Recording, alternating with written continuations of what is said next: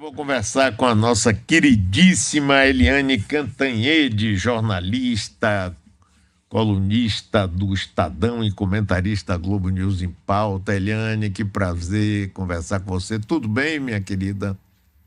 Bom dia, Mário. Bom dia, ouvintes. É sempre um prazer estar aqui com vocês.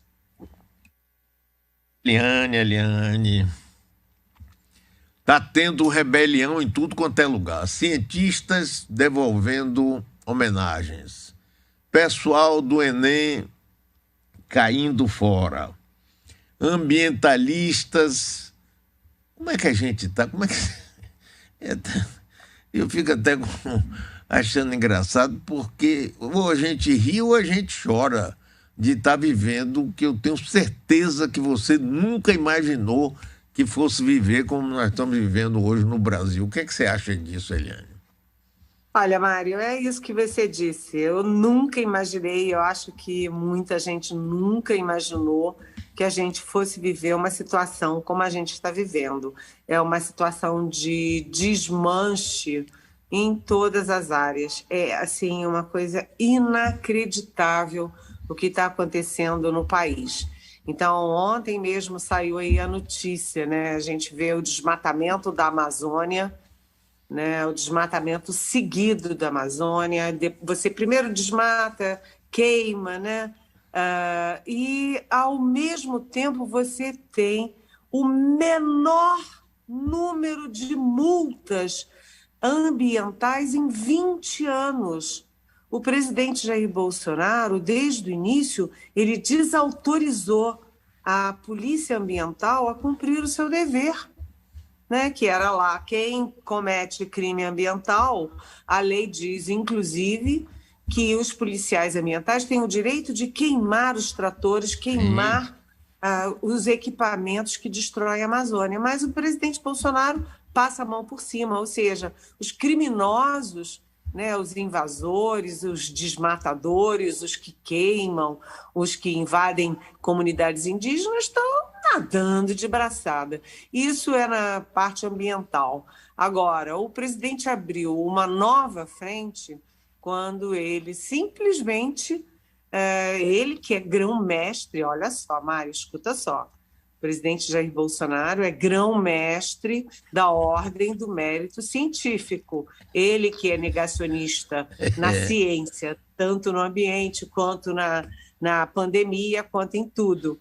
E ele simplesmente cortou, vetou, cancelou a medalha para dois cientistas brasileiros super respeitados, né? E depois disso teve uma rebelião entre os cientistas.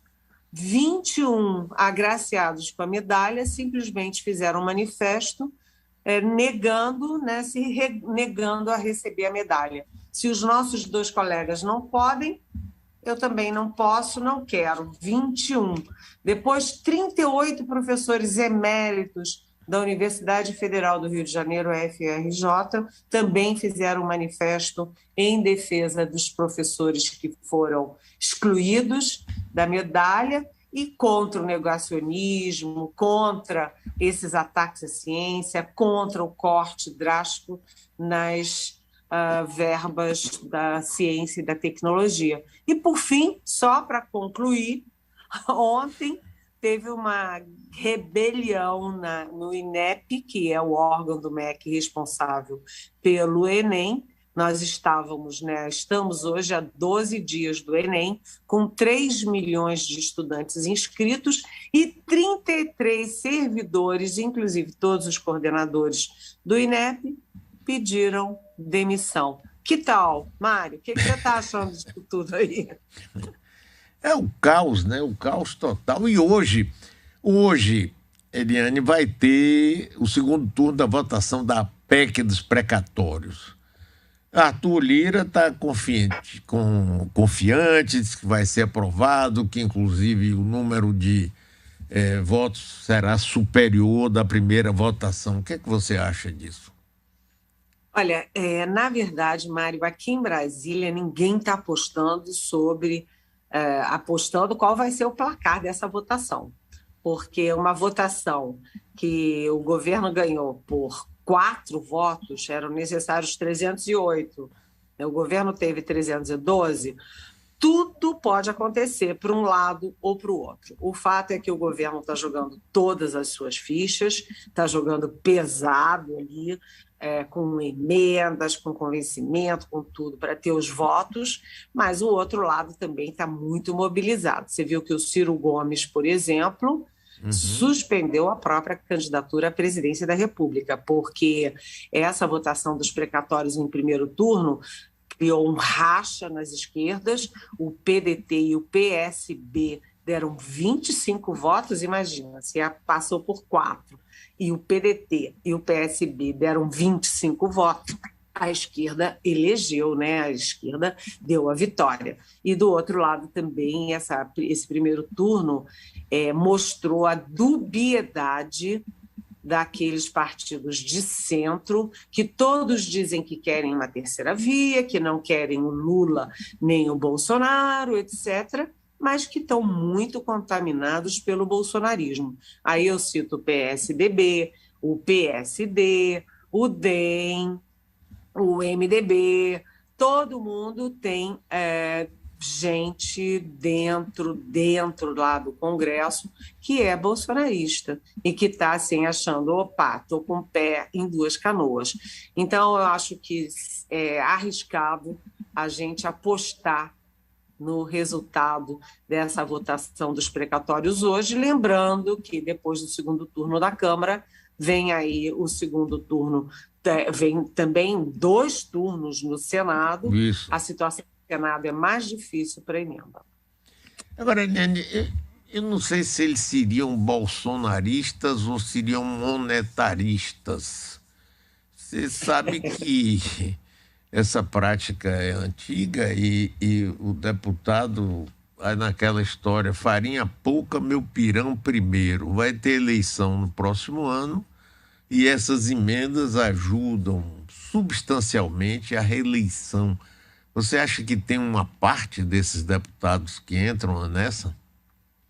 Com certeza, com certeza. Foram 2 grandes motivações para essa votação de 312 votos. Primeiro, você tem lá o Centrão, que vota mesmo com o governo, né? O Centrão, que a gente chama de Centrão, é a direitana, né? O direitão vota com o governo.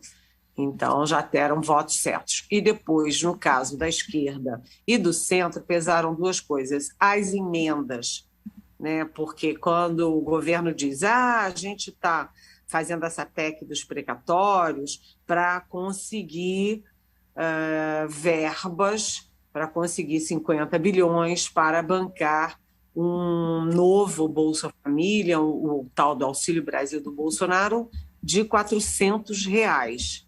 Mas, na verdade, a gente sabe que não é só isso, né? Eles estão criando um calote nos precatórios. Precatório não é a favor, precatório é uma decisão tramitada em julgado na Justiça.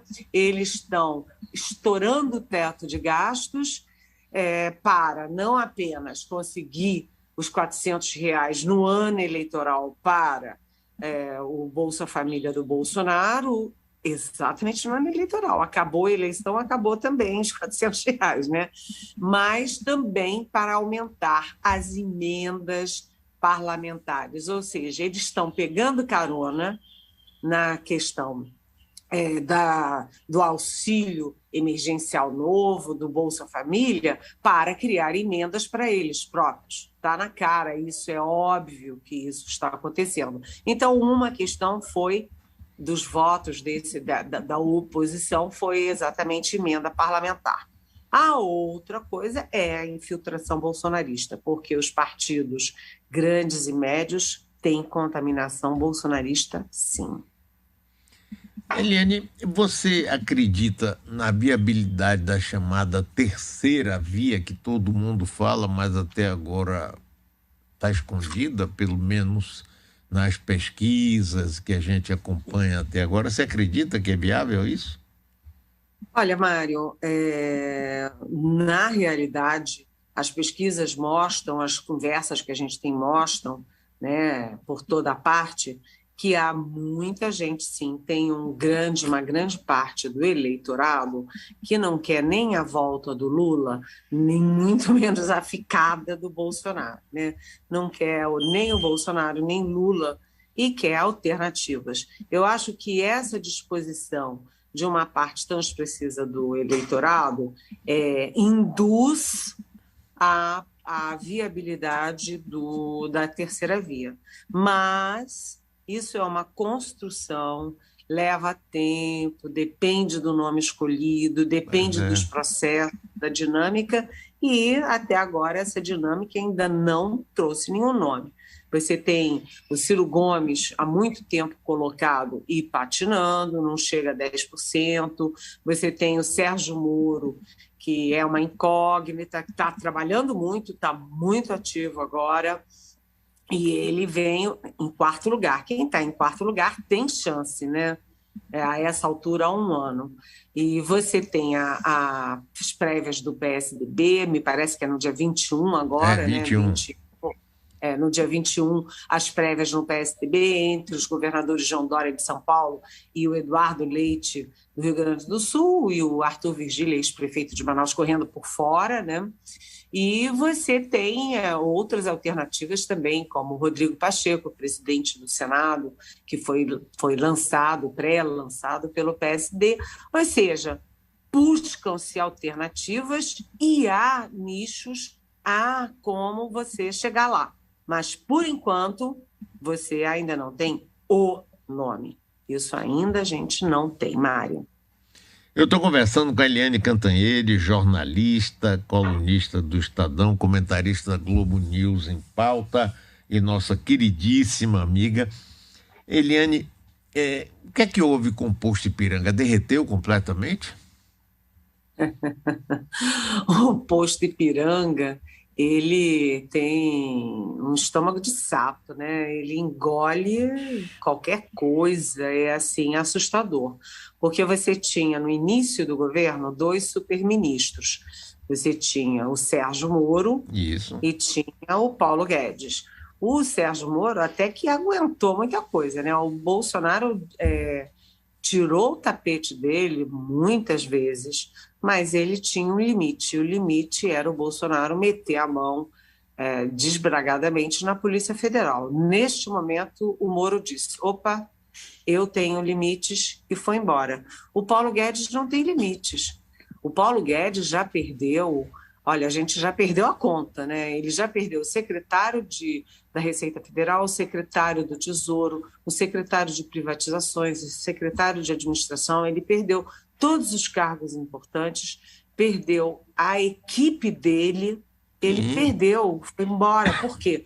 Porque não acredita no liberalismo do Bolsonaro, está descrente, está cansado e tem juízo, né? E quem está fora não acredita no projeto, tanto que não vem para o governo. O Paulo Guedes tem que substituir as peças do tabuleiro dentro do próprio tabuleiro do governo. Tira um daqui, põe outro ali, aí puxa dali, puxa para cá, puxa para ali, porque ninguém de fora, grandes economistas, executivos, não vem para o governo, porque todo mundo viu que é uma furada. E o Paulo Guedes, olha, vou te dizer, ele está jogando a biografia dele fora, porque ninguém tem o direito de fazer isso com a própria biografia e de aguentar tanto sapo. Ele não conseguiu fazer. Ele fez a reforma da Previdência porque o Temer, o presidente... Estava quase pronta. Estava pronta, madura, caiu de madura. Mas eles não conseguiram fazer. Reforma da Previdência, ou reforma da administração, a reforma tributária, não fizeram as privatizações, não andaram em nada, porque o Bolsonaro não deixa. E o Bolsonaro agora usa consultores políticos, o tal do Fábio Faria, Rogério Marinho, fazendo reuniões para discutir economia sem o Paulo Guedes. Você, Mário, se você fosse ministro da Economia, você ficaria? De jeito nenhum. Eu não consigo entender, não. Nem eu. Agora, Eliane, essa viagem do presidente à Europa Rapaz, olha, eu morri de vergonha por ele, vergonha alheia, rapaz. Ele um dia, inclusive, numa live, parece que falou que ele pisou no pé de Angela Merkel e deu uma risada assim. Que coisa, como é que é esse negócio aí, Eliane?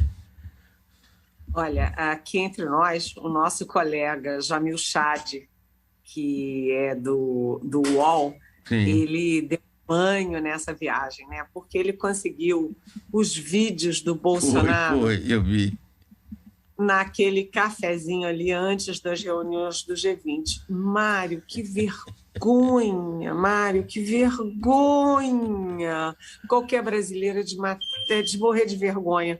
Presidente Bolsonaro entra pelo cafezinho, olha.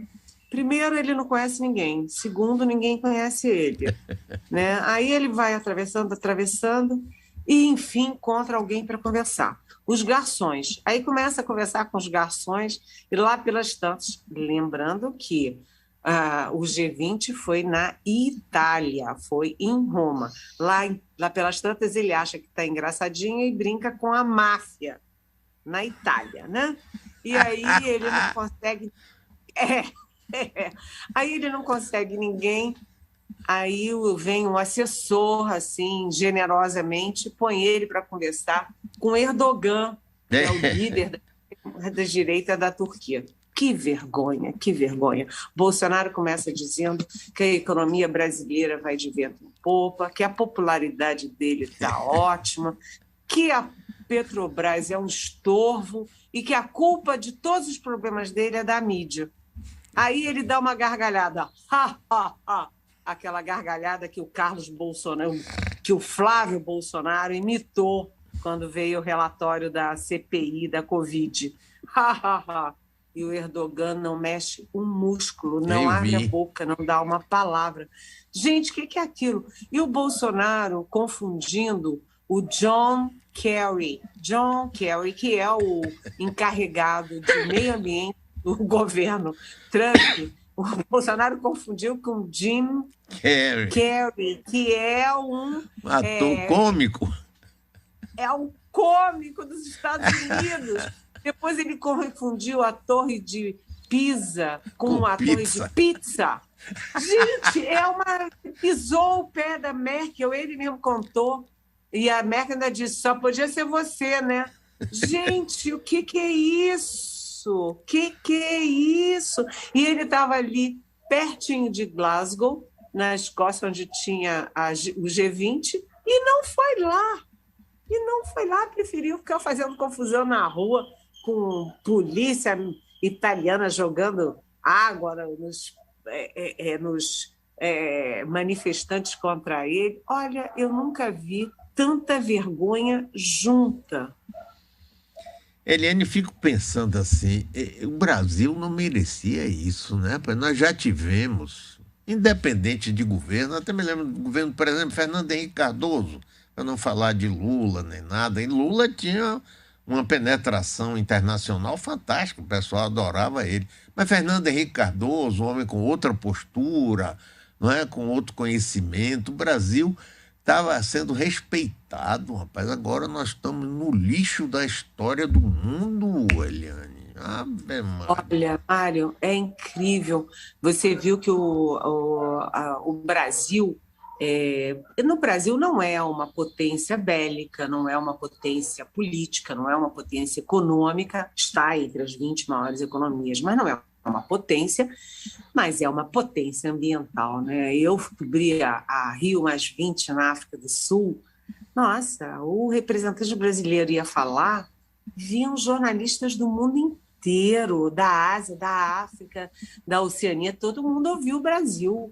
O Bolsonaro jogou a imagem ambiental do Brasil no lixo, a ponto dos grandes fundos internacionais fazerem manifesto contra a política ambiental brasileira, os grandes produtores rurais fazendo manifesto, os ex-ministros e ex-presidentes do Banco Central aqui no Brasil, sabe?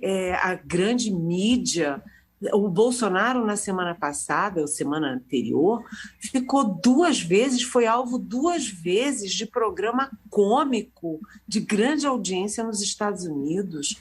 Sabe, o Bolsonaro bateu de frente com a Alemanha, com a Noruega, com o Chile, com a Argentina, com os Estados Unidos do Joe Biden. Foi o último do G20 a reconhecer a vitória do Joe Biden, sabe? É inacreditável. Com a França, ele falando aquela barbaridade, chamando a mulher do Macron de velha, aquele Ernesto Araújo, chanceler, um homem Ave Maria. totalmente maluco, com os textos loucos, brigando com a China, nosso maior parceiro comercial, né? Então, olha, agora crise na educação, crise na cultura, crise na pandemia, o homem até hoje não tomou vacina. Ah, Mário, a gente não merecia isso, mas o mais, só para concluir, para mim, o mais chocante é ele ter tanto seguidor, Pois tanta é. gente com diploma, que fala Isso, línguas, que estão fora e isso. que segue essa tragédia. Eu também acho. Eu acho também, eu concordo inteiramente com você.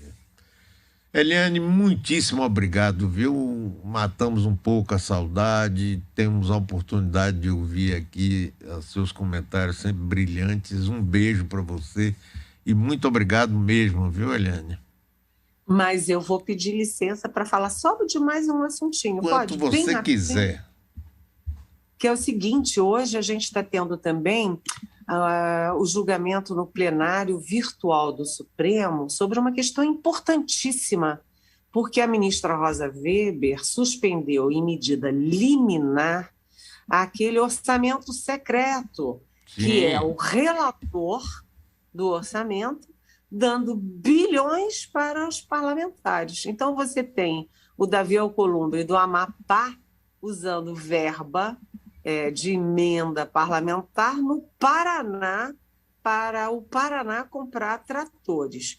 E aí a Rosa Weber suspendeu e levou para o plenário virtual do Supremo. Ontem à noite eu conversei com o ministro Luiz Fux, que é o presidente do Supremo. Ele teve uma conversa ontem com o presidente da Câmara, o Arthur Lira, que é o grande defensor desse orçamento secreto. E vamos ver o que vai acontecer. A aposta aqui em Brasília é que haja um meio termo, que o plenário endosse a suspensão da Rosa Weber, mas em partes, ou seja, dizendo suspende enquanto for secreto. Mas se eles abrirem o nome dos parlamentares, o valor das verbas, né, o valor das emendas, a sim. destinação, aí pode ser. Vamos ver o que vai acontecer, mas é importante a gente acompanhar, viu, É, Mário? verdade. Muito bem, bem lembrada, Eliane. Brigadão, beijão para você, Eliane. Beijão, beijão, bom dia para você e para os nossos queridos ouvintes da nossa Bahia.